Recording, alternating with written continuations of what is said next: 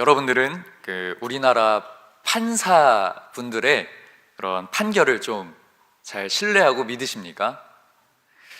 저는 때로는 TV를 보다가 아주 울화가 침입니다. 연약한 사람 괴롭혔는데 글쎄 술 취했다고 금방 풀어주고, 멀쩡하게 이게 길 가는 여성들을 이 괴롭혔음에도 불구하고, 몹쓸 짓 했는데도 불구하고 아이고 심신이 미약합니다 라고 하면서 7년 만에 풀어주면은 이거 어떻게 하라는 거지? 금방 풀어져 가지고 만나면은 복수하면 어떡하지? 이런 생각도 좀 들고 답답합니다. 또 어떤 뉴스에서는요, 사람을 죽였는데 아이고 술 취했군요, 아이고 한 7년만 살다 오십시오, 이럴 때도 있었고요. 아주 어린아이들도 아주 못된 것 같습니다. 저는 촉법 소년입니다 라고 하면서 법의 보호를 믿고 판사들이 금방 풀어줄 것을 믿고 아주 제멋대로 구는 것을 볼 때마다 TV 뉴스를 꺼버리고 싶고, 저희 법을 공부하신 분들이 정말 똑똑하신 분들일 텐데 판결을 왜 저렇게밖에 못하나, 속상하다, 이런 생각을 할 때가 있습니다. 옛날에 이 과제로 에밀 디르갱이라고 하는 사람을 공부한 적이 있는데요, 그 사람이 아주 귀한 말을 하나 해줬습니다. 이 판사의 판결이 올바르지 못하면은요, 사람들이 서로 싸우고 갈등하고, 그래서 사회가 통합되지 못한다라는 이야기를 했습니다. 그렇습니다.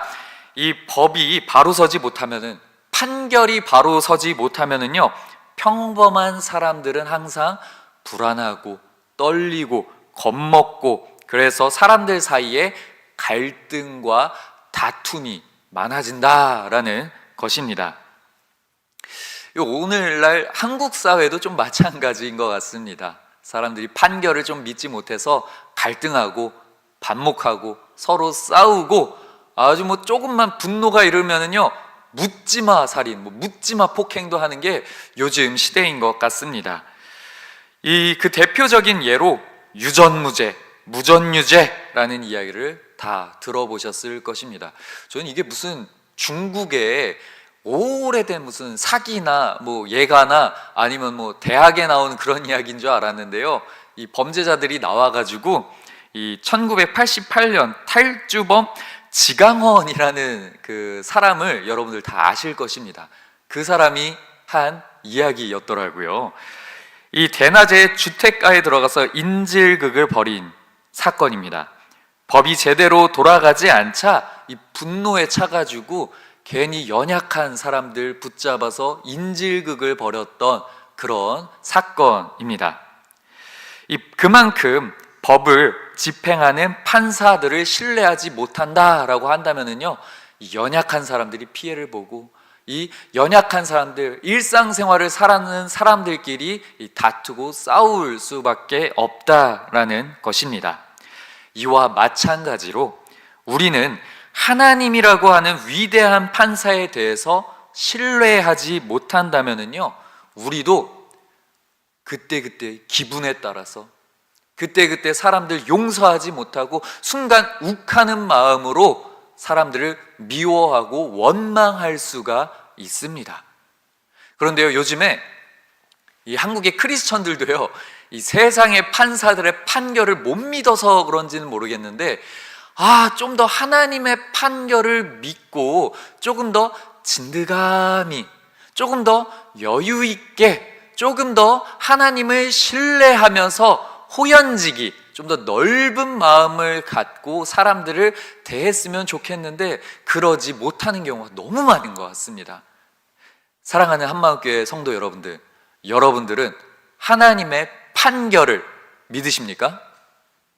네, 그렇습니다. 우리도 하나님께서 내리시는 그런 판결을 잘 믿어야 합니다. 그러지 않고 하나님께서 판결을 해 주실 것인데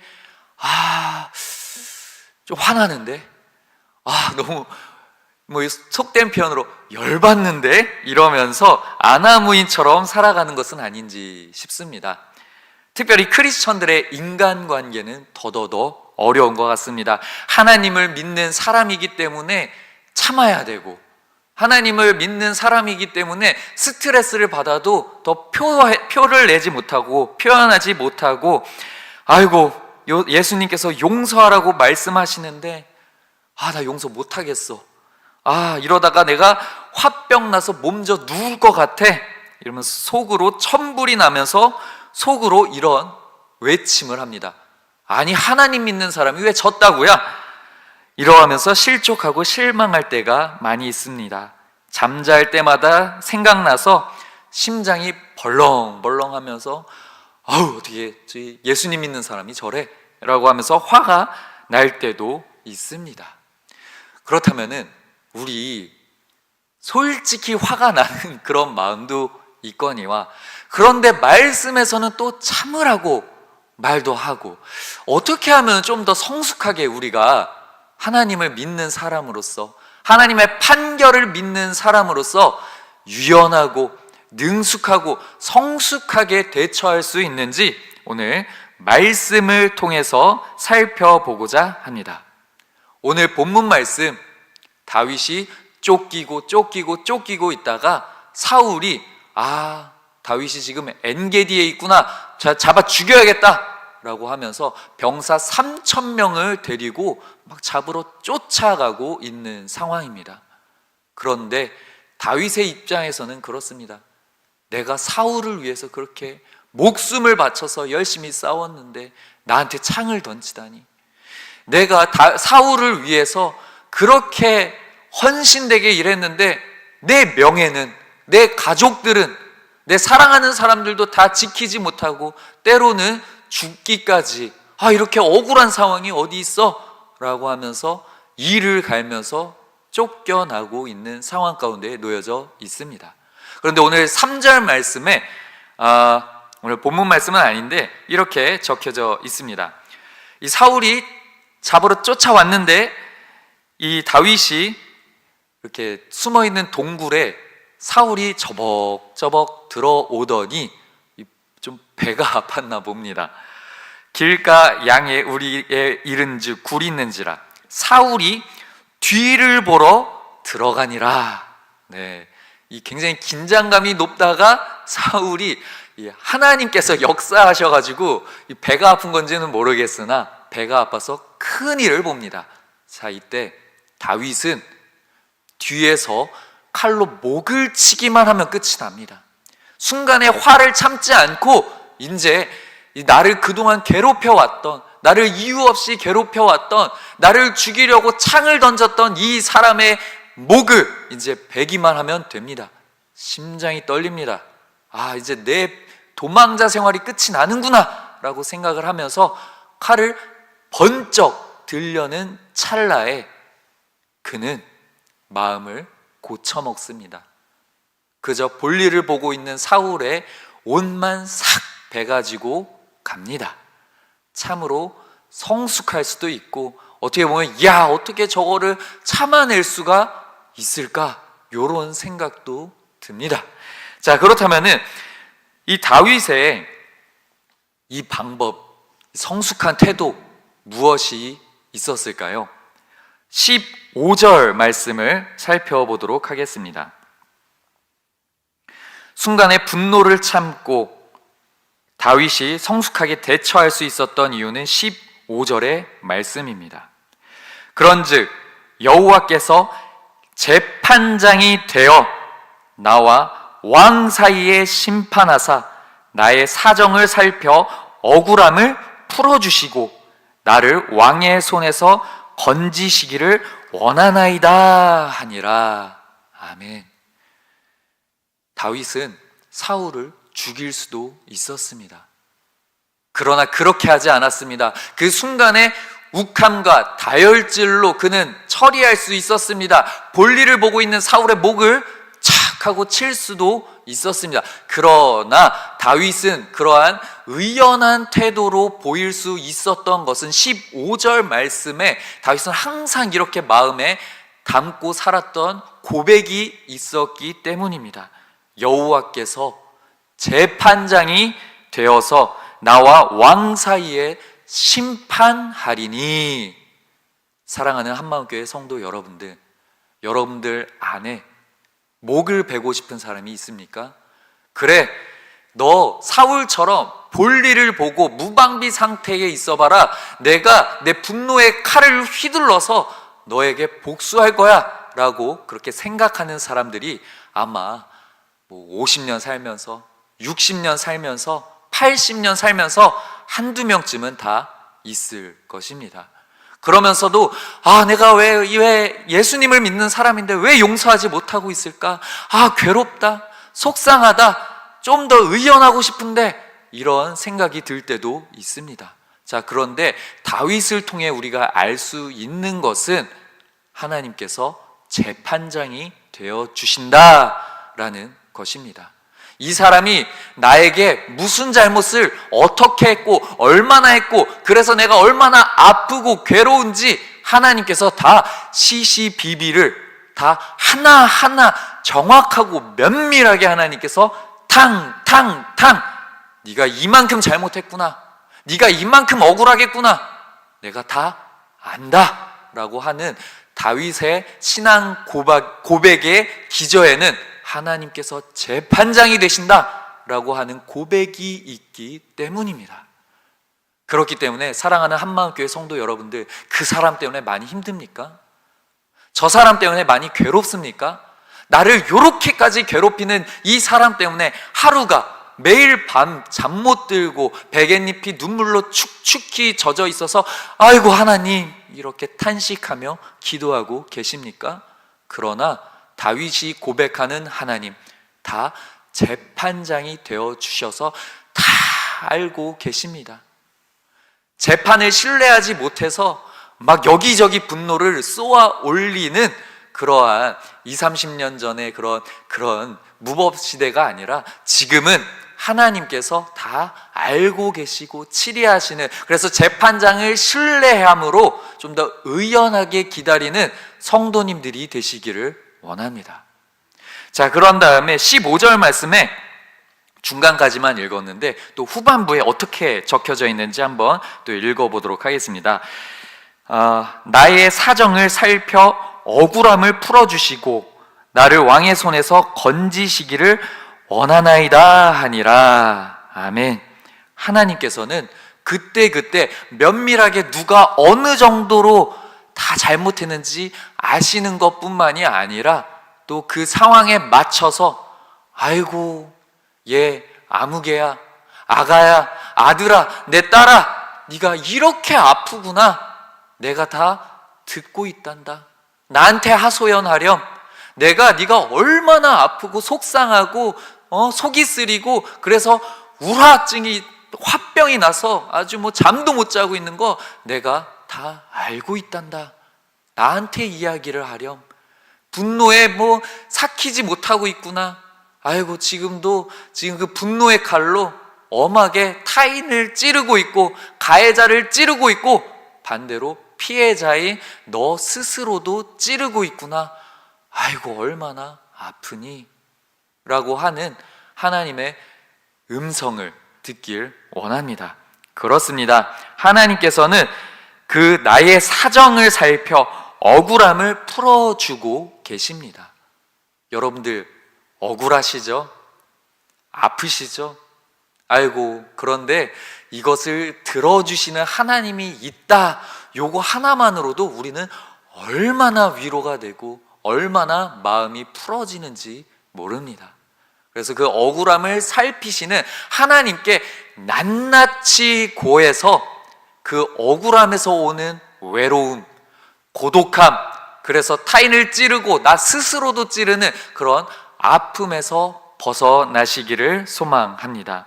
그래서 나를 왕의 손에서 건지시기를 원하나이다 라는 다윗의 고백처럼 하나님, 내가 이 아픔 가운데에, 고통 가운데에, 슬픔 가운데에, 괴로움 가운데에 나를 건져내 주시옵소서 라고 하는 이러한 고백으로 여러분들 지금도 속상하고 아프고 뭐 저 사람 때문에 막 심장이 쿵쿵 뛰면서 잠 못 드는 사람들이 있다라고 한다면은 하나님께 의지해서 하나님이라고 하는 위대하고 전능하신 재판장을 믿고 신뢰하면서 나아가길 소망합니다.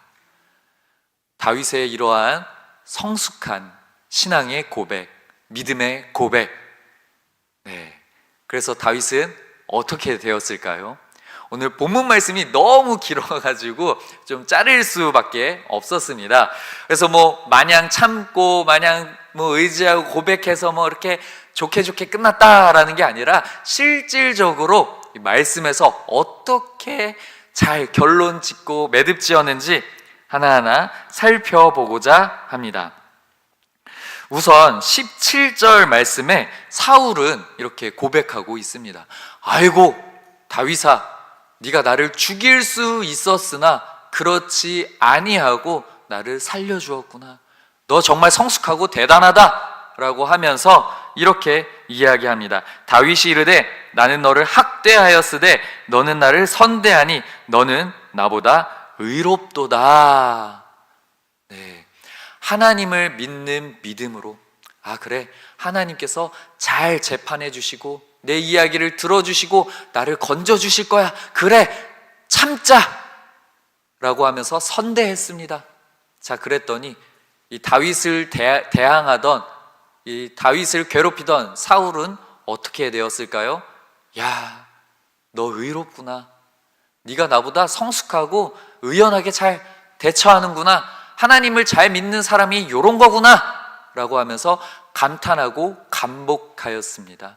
사울이 조금 변하기 시작한 것입니다. 자, 이러한 의연한 태도로 주변 사람들을 바꾸고 고칠 수가 있는 것입니다. 이 크리스천들이 이 세상에 재판과 법정이 흔들린다라고 해서 막 분노하고 시기하고 질투하고, 그래서 뭐 미성숙한 태도를 보일 때에 우리도 그렇게 한다? 그러면은 세상 사람들 전도 못하고 세상 사람들을 감동시키지 못합니다. 우리가 이렇게 성숙하고 용서하는 태도, 그리고 교회 안에서 용서하는 태도를 가질 때에 저게 믿는 사람들의 모임은 요런 거구나 라고 하면서 하나님을 믿는 사람들의 모습을 잘 보여야 한다라는 것입니다. 자, 그 다음에 19절 말씀입니다. 사울은 또 다윗의 모습을 통해서 어떻게 고백을 합니까? 사람이 그의 원수를 만나면 그를 평안히 가게 하겠느냐? 네가 오늘 내게 행한 일로 말미암아 여호와께서 내게 선으로 갚으시기를 원하노라. 아멘. 용서를 통해서 힘들겠지만 하나님께서 재판장이 된다라는 이러한 의연한 태도를 통해서 저게 바로 하나님을 잘 믿는 모습이구나. 네가 이 선으로, 하나님께서 선으로 갚아주시기를 원하노라 라고 사울이 고백하는 것을 볼 수가 있습니다. 사랑하는 한마음교회 성도 여러분들이 용서하는 게 쉽지 않을 것입니다. 내가 저 사람 때문에 너무나 힘들어, 괴로워 라고 하는 그러한 괴로움들이 있겠지만은 저는 그것을 통해서 하나님께서 선으로 여러분들에게 역사하고 여러분들에게 임하여 주셔가지고 그 모든 일에 선으로 아주 좋은 일로 하나님께서 갚아주시기를 소망합니다. 그리고 세 번째입니다. 보라, 20절에 보라, 나는 내가 반드시 왕이 될 것을 알고 이스라엘 나라가 내 손에 견고히 설 곳을 아노니. 용서를 하고 하나님께서 재판장이 된다라는 것을 통하여서 넓은 마음을 갖고 있는 사람을 통해서 하나님의 나라 이스라엘 왕국이 설 것을 사울은 보았습니다.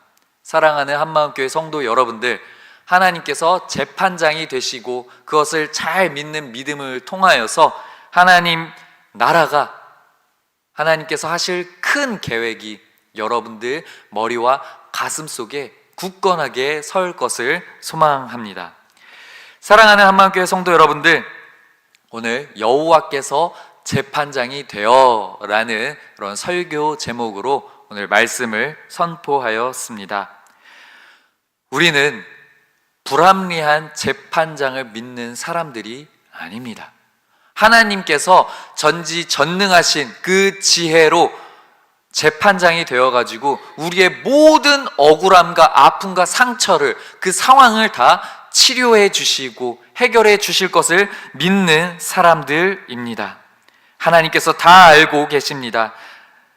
재판장이 되어 주셔서 여러분들의 상황과 사정을 다 이해하시고 여러분들이 당한 억울한 일을 다 헤아려 주시며 여러분들의 속상한 마음과 밤마다 잠 못 드는 그 억울한 일들을 다 들어주고 계십니다. 하나님은 재판장입니다. 하나님은 전능한 재판장입니다. 하나님은 모든 것을 보고 계신 재판장입니다. 사랑하는 한마음교회 성도 여러분들, 다윗이 동굴에 있었던 것처럼 여러분들 안에 용서하지 못하는 것으로, 억울한 걸로, 쓴뿌리로, 아픈 것으로 동굴 안에 계신 것을 알고 있습니다. 그러나 하나님은 경외하는 그 믿음으로 의연하게 그 사람의 옷깃만 베면서 하나님께서 심판하실 것입니다. 하나님께서 재판하실 것입니다. 라고 의연한 태도를 보일 때에 하나님께서 친히 여러분들 삶 가운데에 가장 선한 길로 인도해 주실 것입니다. 이를 통하여서 주님의 나라가 용서하는 사람의 머리 위에 있다는 것을 확신하면서 하나님의 정의로운 재판을 믿고 믿음의 호연지기, 즉 넉넉한 마음으로 오늘 하루 살아가는 우리 한마음교회 성도님들이 되시기를 간절히 소망합니다. 기도하겠습니다.